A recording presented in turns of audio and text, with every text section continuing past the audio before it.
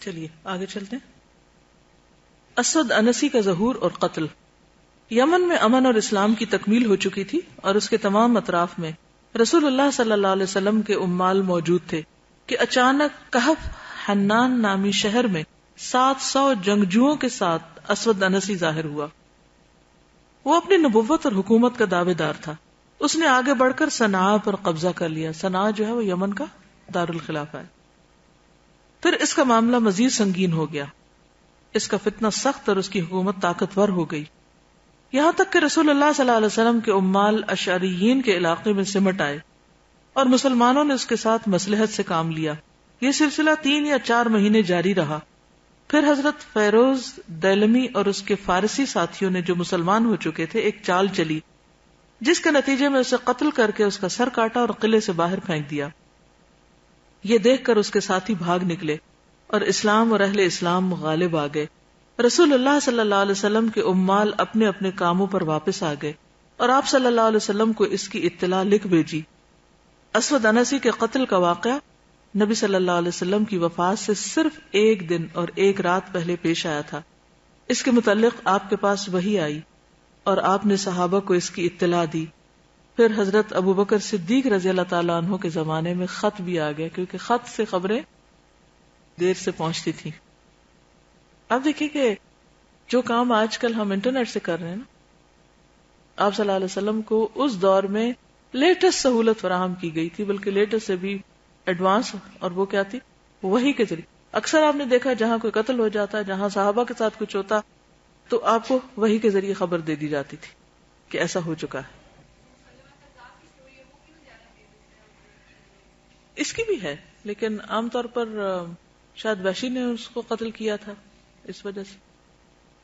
تھوڑا سا اس کتاب سے ہٹ کر کچھ وفود کے بارے میں مزید باتیں. کل ہم نے وفد عبد القیس کے بارے میں پڑھا تھا. آپ صلی اللہ علیہ وسلم نے جب ان کو رخصت کیا تو آپ نے فرمایا کہ جو باتیں میں نے تمہیں سکھائی ہیں ان کو یاد کر لو اور ان لوگوں کو بھی بتاؤ جو تم سے پیچھے ہیں. اس سے کیا پتہ چلتا ہے کہ ہر سیکھنے والے کی ایک ذمہ داری بنتی کہ وہ دوسروں تک میسج پہنچائے. اہل طائف کا جو وفد تھا اس میں ایک جذامی آدمی تھا. جذام ایک مرض ہوتا ہے، کنٹیجیس. نبی صلی اللہ علیہ وسلم نے اس کی طرف پیغام بھیجا، ہم نے تمہاری بیعت کر لی ہے، تم واپس لوٹ جاؤ. یعنی اس سے آپ نے ہاتھ نہیں ملایا. جابر بن عبداللہ سے روایت ہے کہ وفد ثقیف نے رسول اللہ صلی اللہ علیہ وسلم سے پوچھا کہ ہم ٹھنڈی سرزمین کے باشندے ہیں تو غسل کیسے کریں؟ آپ صلی اللہ علیہ وسلم نے فرمایا میں تو اپنے سر پر 3 مرتبہ پانی ڈالتا ہوں. کیا مطلب تھا اس کا؟ یعنی 3 دفعہ چلو بھر کے یا لب بھر کے پانی ڈالنے سے غسل ہو جاتا ہے. اور جتنے کم ٹائم میں غسل کرو گے اتنی کم سردی لگے گی. کلمہ امن لا الہ الا اللہ. اوس رضی اللہ عنہ سے روایت ہے کہ میں بنو ثقیف کے وفد کے ساتھ نبی صلی اللہ علیہ وسلم کی خدمت میں حاضر ہوا. ابھی ہم اسی خیمے میں تھے کہ میرے اور نبی صلی اللہ علیہ وسلم کے علاوہ سب لوگ اٹھ کر جا چکے تھے کہ ایک آدمی آ کر نبی صلی اللہ علیہ وسلم سے سرگوشی کرنے لگا. آپ نے فرمایا جاؤ اسے قتل کر دو. پھر فرمایا کیا وہ لا الہ الا اللہ نہیں کہتا؟ اس نے کہا کیوں نہیں، لیکن وہ اپنی جان بچانے کے لیے کلمہ پڑھتا ہے. آپ نے فرمایا اسے چھوڑ دو. مجھے لوگوں سے اس وقت تک قتال کا حکم دیا گیا جب تک وہ لا الہ الا اللہ نہ کہہ لیں.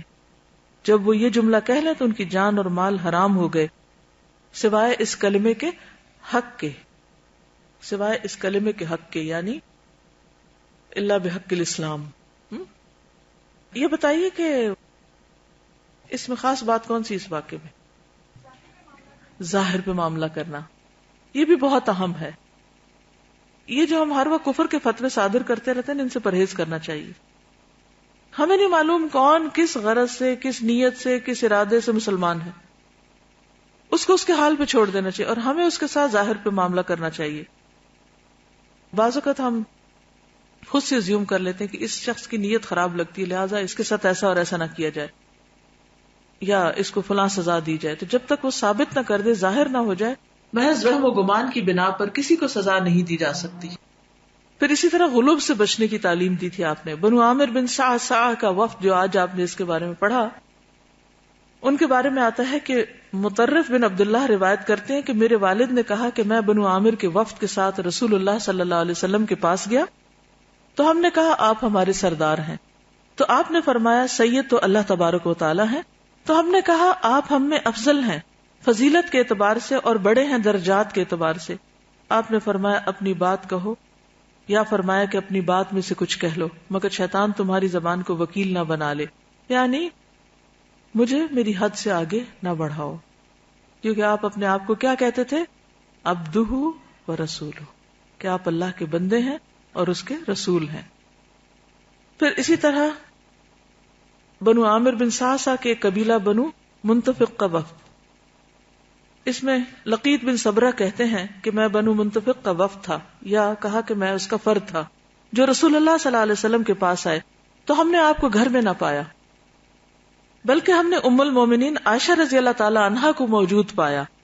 انہوں نے ہمارے لیے خزیرہ، ایک قسم کا کھانا بنانے کا حکم دیا، تو وہ ہمارے لیے تیار کر دیا گیا. پھر ہمارے لیے کھجوروں کا ایک طباق یعنی بڑی پلیٹ لائی گئی.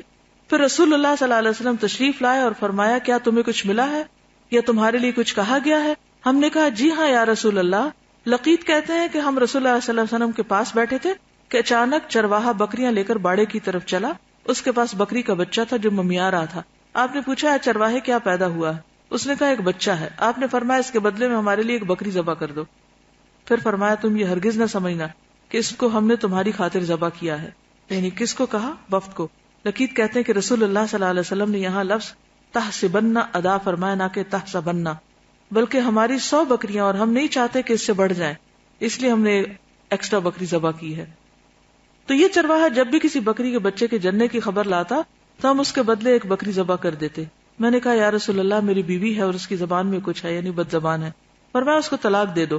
میں نے کہا یا رسول اللہ ایک مدت تک میرا اس کا ساتھ رہا ہے، بچہ بھی ہے. آپ نے فرمایا اس کو نصیحت کرو، اگر اس میں بھلائی ہے تو سمجھ جائے گی، ایسے مت مارنا جیسے اپنی لونڈی کو مارتے ہو.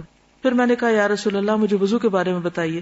آپ نے فرمایا وضو اچھی طرح کرو اور انگلیوں کا خلال کیا کرو اور ناک میں خوب پانی چڑھایا کرو، الا یہ کہ تم روزے سے ہو. تو اس میں آپ دیکھیے کہ وہ جو ایک لقیط ہیں وہ پورے واقعے کو کس طرح ہر اینگل سے ضبط کر رہے. بہت سی سیکھنے کی باتیں. نمبر 1، نبی صلی اللہ علیہ وسلم گھر پر نہیں، وفد موجود ہے. حضرت عائشہ کیا کرتی؟ مہمان نوازی. آپ کسی مہمان کو یہ کہہ کے رخصت نہیں کر سکتے چونکہ میرے شوہر گھر نہیں اس لیے میں آپ کو کھانے کو کچھ نہیں دے سکتی. اس میں ظاہر ہے کہ وہ اندر تو آ کے نہیں بیٹھے ہوں گے، مسجد نبوی میں ہوں گے یا جہاں بھی. تو حضرت عائشہ نے ان کے لیے پہلے کھجوریں بھیجی، اس کے بعد ان کے لیے کھانا تیار کرنے کے لیے کہا. اتنے میں آپ پہنچ گئے، تشریف لے آئے. اب بکریوں کے چرواہا جو تھا اس نے جو گفتگو کی وہ آپ نے سنی. تو آپ نے مہمانوں کے سامنے جب بکری ذبح کرنے کے لیے کہا تو مہمانوں کا دل رکھنے کے لیے کہ کہیں یہ نہ سمجھیں کہ ہم ان پہ بوجھ بن گئے ہیں اور ہماری وجہ سے آپ کی ایک بکری چلی گئی ہے. آپ نے کہا کہ نہیں، اصل بات یہ ہے کہ ہم 100 سے اوپر نہیں جانے دیتے. جب بھی چرواہا خبر لے کے آتا تو ہم ایک بکری جو بڑی بکری ہوتی ہے اس کو اس کے بدلے میں ذبح کر دیتے ہیں. اس سے کیا پتہ چلتا ہے کہ مہمان کی موجودگی میں یہ باتیں نہیں کرنی چاہیے. شوگر نہیں ہے گھر میں اور چائے کی پتی ختم ہو گئی ہے اور دودھ کہاں سے آئے گا اور وہ پیسے ہی نہیں ہے، آپ بسکٹ کہاں سے منگوائیں. کچھ لوگ اس طرح کی حرکتیں کرتے ہیں. مہمان بیٹھے ہیں اور ان کے سامنے آپس میں ایسی گفتگو شروع کر دیتے ہیں. اس کا نتیجہ کیا نکلتا ہے؟ مہمان آپ کی چائے پکنے سے پہلے ہی اٹھ کے چلا جاتا ہے. تو یہ اخلاق اور ادب کے خلاف ہے، مینرز کے خلاف ہے کہ آپ اپنی کمی کا ذکر اگر نہیں بھی گھر میں اس کو نہ ظاہر ہونے دیں کہ نہیں ہے، کیونکہ وہ بیچارہ تو افسوس کر کر کے جائے گا کہ میں اس کے اوپر بوجھ بن گیا. اور یہ اکرام مہمان کے خلاف ہے. اکرام کیا ہے؟ نبی صلی اللہ علیہ وسلم نے فرمایا کہ من کان یؤمن باللہ والیوم الآخر فلیکرم ضیفہ، جو اللہ اور قیامت کے دن پر ایمان لاتا ہے اسے چاہیے کہ اپنے مہمان کی عزت کرے، تعظیم کرے. فلیکرم، اکرام کرے، اس کا خیال رکھے اور اس کو ایسی باتیں سنا کے پریشان نہ کرے. انڈائریکٹلی بھی ایسی باتیں نہیں کرنی چاہیے کھانے پر. مثلا آپ نے کھانا تو بڑا اچھا بنا لیا، پھر بیٹھے ہیں وہ اصل میں آج ایسا ہوا اور ویسا ہوا، اور وہ جو کھا رہا ہے وہ اپنے دل میں اب شرمندہ بھی ہے کہ میری وجہ سے ان کے اوپر یہ ساری بلا پڑی آ کے.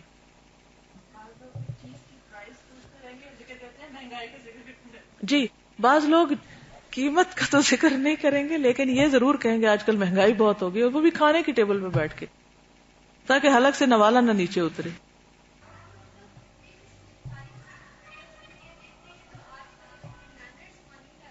جی وہ سب سنت ہے، نبی صلی اللہ علیہ وسلم کے عمل میں ثابت ہے. اصل میں ہم نے یہ تو پڑھا ہی نہیں نا. یہ حدیث کتنے لوگوں نے پہلے سنی ہے؟ پتہ ہی نہیں، پڑھا ہی نہیں، سنی ہی نہیں. یہ باتیں پتہ کہاں سے چلے، عمل کہاں سے کریں. تو اس لیے بہت ضروری ہے کہ سنت کا علم جو ہے وہ عام کیا جائے تاکہ لوگ عمل کرنے کا ثواب بھی پائیں. یہ ساری چیزیں کر بھی رہے ہوتے ہیں لیکن کوئی شعور نہیں ہوتا، لہذا اجر اس طرح نہیں ہوتا. اگر اکرام مہمان کو ہم انٹرپریٹ کریں تو آپ صلی اللہ علیہ وسلم کے اسی قول سے کر سکتے ہیں، غیر خزایا والا ندامہ، کہ آپ کو عزت دی جائے گی اور آپ ندامت کے ساتھ نہیں جائیں گے، یہاں سے آنے پر پچھتائیں گے نہیں کہ کہاں گئے تھے.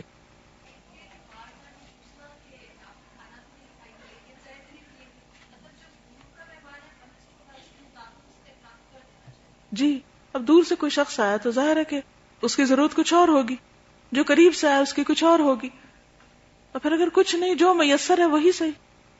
بعض اوقات ہم اتنے تکلفات میں پڑ جاتے ہیں کہ دوسرا بھوک سے نڈھال ہو جاتا ہے.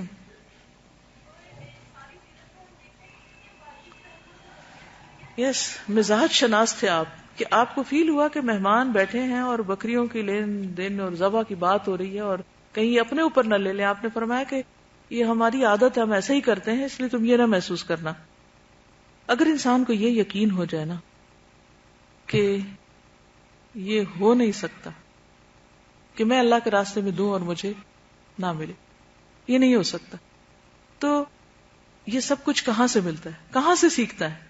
یہیں سے سیکھتے ہیں. اگر ہم اس سیرت پر حقیقی معنوں میں نیک نیتی سے عمل کریں تو آپ یقین کریں کہ دنیا اور آخرت دونوں کی کامیابی، دونوں کی. عبداللہ بن شداد سے روایت ہے کہ بنو عزرہ کے 3 آدمیوں کی ایک جماعت نے نبی صلی اللہ علیہ وسلم کی خدمت میں حاضر ہو کر اسلام قبول کر لیا. نبی صلی اللہ علیہ وسلم نے صحابہ سے فرمایا ان کی ذمہ داری کون اٹھائے گا؟ ظاہر مائگریٹ کر کے ایک طرح سے آتے. طلحہ رضی اللہ عنہ نے کہا میں، فوراً آفر کر دی، والنٹیئر کر دیا. چنانچہ یہ لوگ حضرت طلحہ کے پاس رہتے تھے. اس دوران نبی صلی اللہ علیہ وسلم نے ایک لشکر روانہ کیا تو ان میں سے بھی ایک آدمی اس میں شریک ہو گیا اور وہیں پر شہید ہو گیا. کچھ عرصے بعد نبی صلی اللہ علیہ وسلم نے ایک اور لشکر روانہ کیا تو دوسرا آدمی شریک ہو گیا، وہ وہاں شہید ہو گیا، جبکہ تیسرا شخص اپنے بستر پر ہی فوت ہو گیا. طلحہ رضی اللہ عنہ کہتے ہیں کہ میں نے خواب میں ان تینوں کو جو میرے پاس رہتے تھے جنت میں دیکھا. وہ ان کے مہمان تھے یا ان کے ساتھی تھے، ان کے گھر میں رہتے تھے. ان میں سے جس کی موت طبعی ہوئی تھی، نیچرل ڈیتھ مرا تھا، وہ دونوں سے آگے تھا. بعد میں شہید ہونے والا دوسرے درجے پر تھا، سیکنڈ ون، اور سب سے پہلے شہید ہونے والا سب سے آخر میں تھا لائن میں.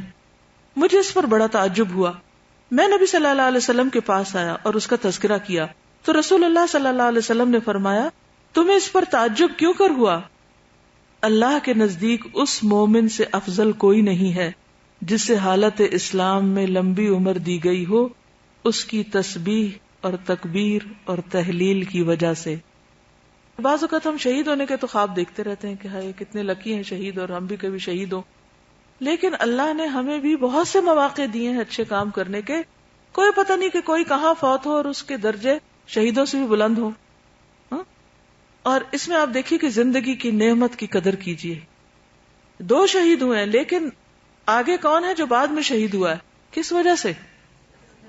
زیادہ دن ملے اس کو ذکر کرنے کے لیے اور نمازیں پڑھنے کے لیے. اور پھر یہ شخص اس کو اور بھی زیادہ، اور اس کی عمر میں اضافے کی وجہ کیا بتائی گئی یہاں پر؟ تسبیح پڑھنا، تسبیحات پڑھنا، ذکر کرنا، یہ بھی عمر میں اضافے کا سبب بنتا ہے. تو یہ جو سکون آتا ہے نا دل میں ذکر کے ساتھ، یہ بہت سی بیماریوں کو دور کرنے کا ذریعہ بنتا ہے. تو کتنی بھی مصروفیت ہو ذکر لازم کر لیں، کیونکہ جو مفردون ہیں اور ذکر کرنے والے اور آگے بڑھنے والے، ہر حال میں آگے بڑھنے والے، کوئی چیز اس سے آگے نہیں جا سکتی. لیکن ہم بعض اوقات باتیں اکثر ایسا ہوتا ہے کہ ہم کٹھے جب رہتے ہیں تو ہمیں خود نہیں پتا چلتا کہ ہم باتیں کیے چلے جا رہے ہیں اور ہمیں کوئی یاد بھی نہیں دلاتا، اور ہم نیکی کا قیمتی وقت بھول جاتے ہیں، کھو دیتے ہیں. تو اس میں اگر آپ کو کچھ کرنا ہی ہے تو تکبیرات پڑھتے پڑھتے گزرے، تکبیرات پڑھتے ہوئے جائیں، اٹھتے بیٹھتے پڑھیں.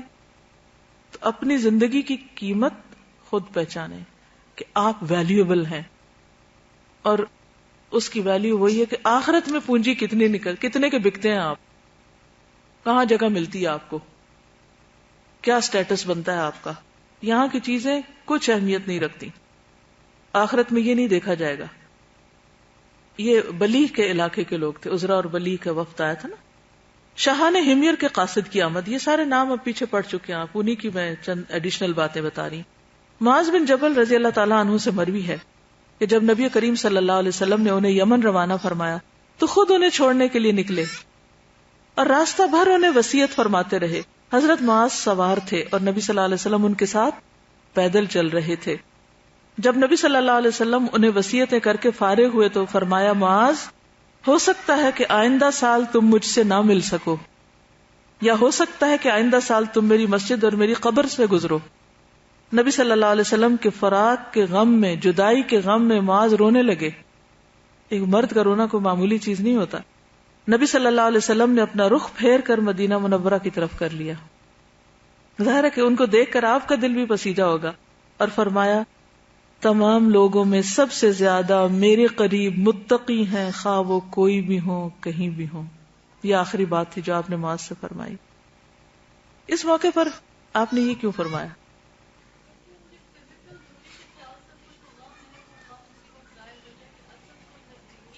ہاں، تقوی کی اصل تو قرب تقوی کی وجہ سے ہے. اگر وہ ہے تو سمجھو میں تم کہیں بھی ہو مجھ سے قریب ہو. پھر دوری کوئی معنی نہیں رکھتی، ڈائریکشن دے دی نا. اور ہم کیا چاہتے ہیں کہ ہمارے فراق میں لوگ روئیں اور انہیں رونے کے لیے چھوڑ دیں. اس سے شاید ہماری کوئی امپورٹنس زیادہ بن جائے.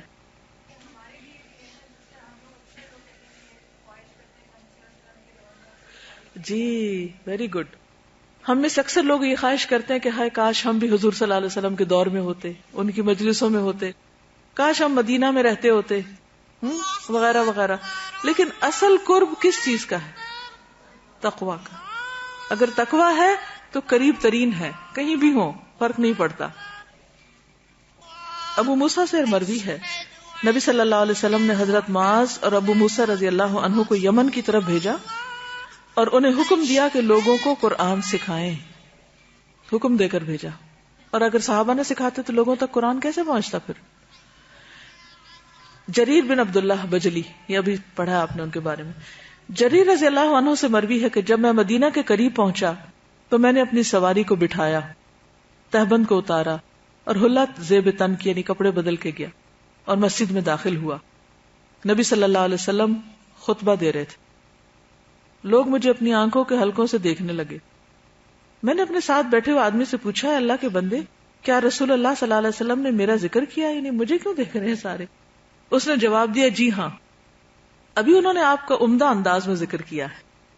اور خطبہ دیتے ہوئے درمیان میں فرمایا کہ ابھی تمہارے پاس اس دروازے سے یمن کا ایک بہترین آدمی آئے گا اور اس کے چہرے پر کسی فرشتے کے ہاتھ پھیرنے کا اثر ہوگا. جریر کہتے ہیں اس پر میں نے اللہ کا شکر ادا کیا. پھول نہیں گئے، اللہ کا شکر ادا کیا، الحمدللہ کہ آپ نے میرا ذکر خیر کیا. اچھا آپ دیکھیے کہ اس سے آپ کی مجلسوں میں کیسی رونق ہو جاتی ہوگی نا کہ آپ خطبہ دے رہے. ہمارے نزدیک خطبہ کیا ایک بڑی سیریس ٹاک، یہی ہے نا. اچھا آپ خطبہ دے رہے ہیں، خطبہ دیتے دیتے آپ نے بیچ میں ایک پرسنلائز قسم کی بات کی کہ ابھی تمہارے پاس ایک شخص آئے گا ایسا. جب لوگ بھی انتظار کرنے کے کون آتا ہے، اور جب وہ آیا تو سب دیکھنے لگے واٹ از دس. تو اس پر انہوں نے اللہ کا شکر ادا کیا. نبی صلی اللہ علیہ وسلم ان کو ہمیشہ دیکھ کر مسکراتے تھے. جریر کہتے ہیں میں نے جب سے اسلام قبول کیا رسول اللہ صلی اللہ علیہ وسلم نے کبھی مجھے گھر آنے سے نہیں روکا، یعنی جب بھی میں نے اجازت مانگی آپ نے آنے دیا، اور جب بھی مجھے دیکھتے تو مسکراتے، خوش ہوتے ہوں گے ان کو دیکھ کر. جریر سے ہی مروی ہے کہ میں نے عرض کیا، یا رسول اللہ صلی اللہ علیہ وسلم کوئی شرط ہو تو وہ مجھے بتا دیجئے. آپ صلی اللہ علیہ وسلم نے فرمایا، اللہ کی عبادت کرو، اس کے ساتھ کسی کو شریک نہ ٹھہراؤ، فرض نماز پڑھو، زکوٰۃ ادا کرو، ہر مسلمان کی خیر خواہی کرو، اور کافر سے بیزاری ظاہر کرو. یعنی جو اسلام نہ لائے تو پھر اس سے وہ محبت نہیں ہوگی. جریر کہتے ہیں جب بھی کوئی ایسی چیز خریدتے، یعنی جریر جب بھی کوئی ایسی چیز خریدتے اور وہ ان کو اپنی قیمت سے بہتر لگتی، یعنی اس کی قیمت ان کو اس چیز سے کم لگتی، تو اس کے مالک کو کہتے کیا تم جانتے ہو جو چیز ہم نے لی ہے وہ اس سے بہتر ہے جو ہم نے آپ کو دی ہے، یعنی قیمت. گویا کہ آپ کو اس کی پوری رقم اور پورا حق دینا چاہتے تھے. یعنی بات کرنے کا ایک انداز ہے، یعنی معاملہ کیسا کرتے تھے لوگوں کے ساتھ. کیا سمجھ آیا؟ خیر خواہی. بالکل. کیوں خیر خواہی کرتے تھے؟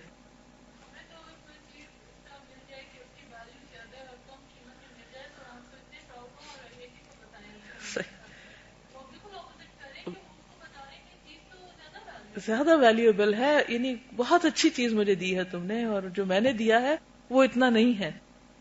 اور ہم تو احسان جتا کے دیں کہ یہ تمہاری چیز تو کسی کام کی نہیں، میں زیادہ دے رہی ہوں تمہیں. اکثر چیزیں خرید کے اسی غم میں رہتے ہیں کہ لگتا ہے کہ لٹ گئے ہیں. حضرت انس بن مالک سے روایت ہے کہ میں جریر بن عبداللہ بجلی رضی اللہ عنہ کے ساتھ ایک سفر میں نکلا. وہ میری خدمت کرتے تھے. میں نے ان سے عرض کیا آپ ایسا نہ کریں. انہوں نے فرمایا میں نے انصار کو رسول اللہ صلی اللہ علیہ وسلم کی خدمت کرتے دیکھا تو میں نے قسم کھائی کہ میں جب بھی انصار میں سے کسی کے ساتھ ہوں گا تو میں اس کی خدمت کروں گا. خیر خواہی کی حد ہے کہ چونکہ انہوں نے حضور صلی اللہ علیہ وسلم کی خدمت کی لہذا میں ان کی کروں گا. کندہ کا وفد. اشعث بن قیس رضی اللہ عنہ سے روایت ہے کہ میں قبیلہ کندہ کے وفد کے ساتھ رسول اللہ صلی اللہ علیہ وسلم کی خدمت میں حاضر ہوا. وفد کے لوگ مجھے اپنے میں افضل سمجھتے تھے. میں نے کہا یا رسول اللہ صلی اللہ علیہ وسلم کیا آپ ہم میں سے نہیں؟ آپ نے فرمایا ہم نضر بن کنانہ کی اولاد میں سے ہیں. ہم اپنی والدہ پر تہمت نہیں لگاتے اور اپنے باپ سے اپنی نفی نہیں کرتے، یعنی تمہارے میں سے. اشعث بن قیس نے کہا میرے پاس اگر کوئی ایسا شخص لایا گیا جو کسی قریش کے متعلق یہ کہے کہ نضر بن کنانہ کی اولاد نہیں تو میں اس کو حد قذف لگاؤں گا. یعنی نضر بن کنانہ حضور صلی اللہ علیہ وسلم کا قبیلہ ہے نا. اچھی بات کی طرف رہنمائی. اشعث کہتے ہیں کہ میں کندہ کے وفد کے ساتھ رسول اللہ صلی اللہ علیہ وسلم کی خدمت میں حاضر ہوا تو آپ نے مجھ سے پوچھا کیا تمہاری کوئی اولاد ہے؟ میں نے کہا جب میں آپ کی طرف نکل رہا تھا تو بنت جد سے میرے یہاں بیٹا پیدا ہوا.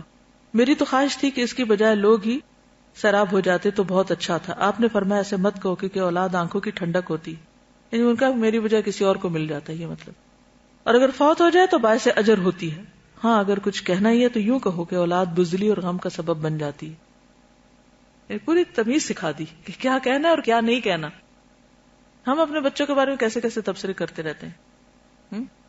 کچھ لوگ انہیں بددعائیں تک بھی دیتے ہیں اور تم نہ ہی ہوتے تو اچھا تھا، خدا تمہیں نپٹے اٹھا لے. معلوم نہیں کیا کیا عورتیں اپنی جہالت میں بولتی رہتی. لیکن آپ نے کیا فرمایا کہ ایسا نہ کہو. عقبہ بن عامر جوہنی سے روایت ہے کہ نبی صلی اللہ علیہ وسلم کی خدمت میں 10 آدمیوں کا وفد حاضر ہوا. نبی صلی اللہ علیہ وسلم نے ان میں سے 9 سے بیعت کی اور ایک سے ہاتھ روک لیا. 9 سے بیعت کی، ایک سے نہیں. انہوں نے پوچھا یا رسول اللہ آپ نے 9 سے بیعت کر لی، ایک شخص کو چھوڑ دیا. فرمایا اس نے تعویذ پہن رکھا ہے. یہ سن کر اس نے گریبان میں ہاتھ ڈال کر اس تعویذ کو ٹکڑے ٹکڑے کر دیا. آپ صلی اللہ علیہ وسلم نے اس سے بھی بیعت لے لی. فرمایا جو شخص تعویذ لٹکاتا ہے وہ شرک کرتا ہے، یعنی وہ جو اس کے اندر معلوم نہیں کیا کچھ لکھا ہوتا ہے. کچھ لوگ تو باندھے ہوئے ہوتے ہیں، تو جس نے کیا ایسا کر رکھا ہے اتار پھینکے. تو ذکر کر کے یعنی کہ پڑھ کے دوسرے پہ دم کرنا تو ہے مسنون، لیکن گلے میں لٹکائے نہ پھریں. اچھے کام کی تعریف کرنا اور غلط کنیت بدل دینا. ہانی بن یزید سے روایت ہے کہ جب رسول اللہ صلی اللہ علیہ وسلم کے پاس اپنی قوم کے ساتھ وفد بنا کر گئے تو آپ نے ان لوگوں کو سنا کہ انہیں ہانی کو ابو الحکم کی کنیت سے پکار رہے ہیں. نبی صلی اللہ علیہ وسلم نے انہیں بلایا اور فرمایا بے شک حکم تو اللہ تعالیٰ ہے اور سارے حکم اسی کے لیے ہیں، بس تم نے کیوں ابو الحکم کنیت رکھی؟ انہوں نے کہا نہیں، میری قوم میں جب کسی معاملے میں اختلاف ہو جائے تو وہ میرے پاس آتے ہیں اور میں ان کے درمیان فیصلہ کر دیتا ہوں اور دونوں فریق اس پہ راضی ہو جاتے ہیں. آپ نے فرمایا کسی قدر اچھی بات ہے، یعنی ٹھیک ہے. پھر فرمایا تمہارے کتنے بیٹے ہیں؟ انہوں نے کہا میرے یہ بیٹے ہیں شریح، عبداللہ اور مسلم. فرمایا ان میں بڑا کون ہے؟ فرمایا شریح. تو آپ نے فرمایا پھر تم ابو شریح ہو. اور آپ صلی اللہ علیہ وسلم نے ان کے لیے اور ان کے بیٹے کے لیے دعا کی. ابو الحکم ہٹا کے کہا تم ابو شریح ہو. ہر چیز کا سولوشن دیتے تھے آپ، صرف ڈوز اینڈ ڈونٹس نہیں بتاتے تھے. یہ بھی کہتے تھے کہ پھر یہ نہیں تو یہ کر لو، یہ زیادہ بہتر ہے. یہ عادت اپنائیں گے تو انشاءاللہ کامیابی پائیں گے. بنو تمیم کے چند لوگوں کا ایک وفد نبی صلی اللہ علیہ وسلم کی خدمت میں حاضر ہوا. آپ نے فرمایا اے بنو تمیم بشارت قبول کرو. انہوں نے کہا یا رسول اللہ آپ بشارت تو ہمیں دے چکے ہیں. اب ہمیں کچھ دیجیے. آپ کے چہرے مبارک پر اس کا اثر دیکھا گیا. پھر یمن کے چند لوگوں کا ایک وفد آیا تو آپ نے فرمایا بنو تمیم نے تو بشارت قبول نہیں کی, لہٰذا تم قبول کر لو. انہوں نے کہا یا رسول اللہ ہم نے قبول کی. کیا مطلب؟ آپ نے ان کو جو کہا وہ سننے کے بجائے وہ مانگنے لگ گئے کچھ. آپ نے پسند نہیں کیا اس بات کو. تو آپ اتنے میں بیٹھے تھے کہ کچھ اور لوگ ہیں, آپ نے وہی بات ان سے کی, انہوں نے قبول کر لی. کہا یہ تو قبول نہیں کرتے, تم قبول کر لو. یہ بھی سکھانے کا ایک انداز ہے. دشمن کو دوست بنانا. عبد الرحمن بن نبی عقیل سے روایت ہے, کہتے ہیں کہ میں ایک وفد کے ساتھ رسول اللہ صلی اللہ علیہ وسلم کے پاس گیا.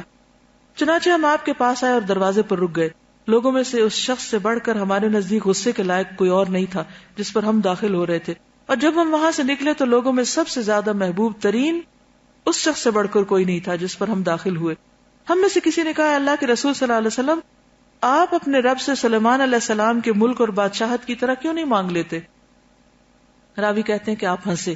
پھر آپ نے فرمایا اللہ تعالیٰ کے ہاں تمہارے ساتھی کے لیے سلیمان علیہ السلام کی ملک و بادشاہت سے بھی بہتر ہے.